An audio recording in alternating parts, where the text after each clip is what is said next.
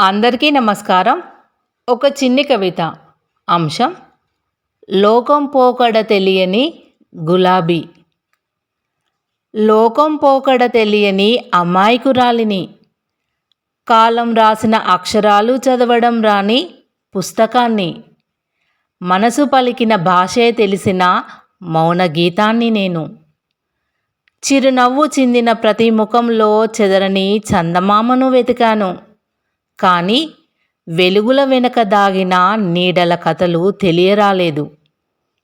గాలికి ఊగే పువ్వులా ఎదురైన ప్రతి పలకరింపును నమ్మాను. వాన చినుకులా జారిపోయే బంధాల గురించి ఎవరూ ముందుగా చెప్పలేదు. నాకైతే అనురాగ పరిమళం అంతు తెలియలేదు.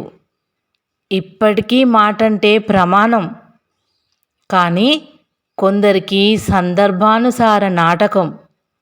అయినా ముండ్లు గుచ్చాయని పూలను ద్వేషించలేకపోయాను. నీడ నింద వేసిందని వెలుగును నిందించలేకపోయాను. ఎందుకంటే నా మనసు లెక్కలతో నడిచే వ్యాపారం కాదు. లాభ నష్టాల కొలతల్లో బంధాలను తూచే త్రాసునూ కాదు. లోకం నేర్పిన జాగ్రత్తలన్నీ తెలియకపోయినా మనసు దాచుకున్న మంచితనం మాత్రం కోల్పోలేదు. అందుకే ఈ ప్రపంచానికి నేను అమాయకురాలినేమో, కానీ నా అంతరాత్మకు మాత్రం నిజాయితీగా నిలిచిన ఒక అందమైన కవితను. ఇంకా లోకం నడిచే దారులన్నీ లెక్కలతో పరిచిన రహదారులైతే, నేను మాత్రం మనసుతో వేసిన కాలిబాటను. ఎవరి కళ్ళల్లోనైనా ఆప్యాయత మెరిసిందంటే చాలు, అది నటనో నిజమో అడగకుండా నమ్మేసే స్వభావాన్ని.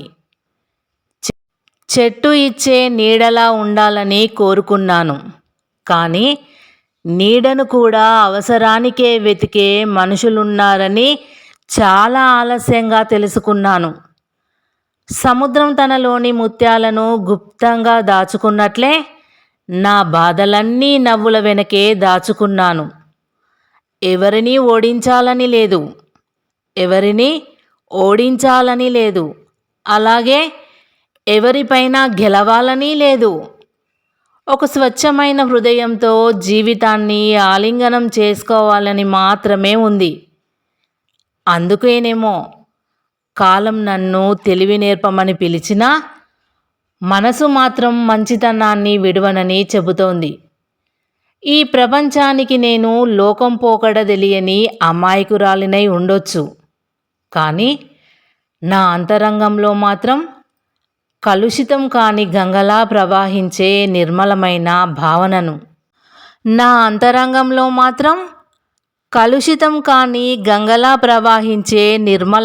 భావనను. ధన్యవాదములు.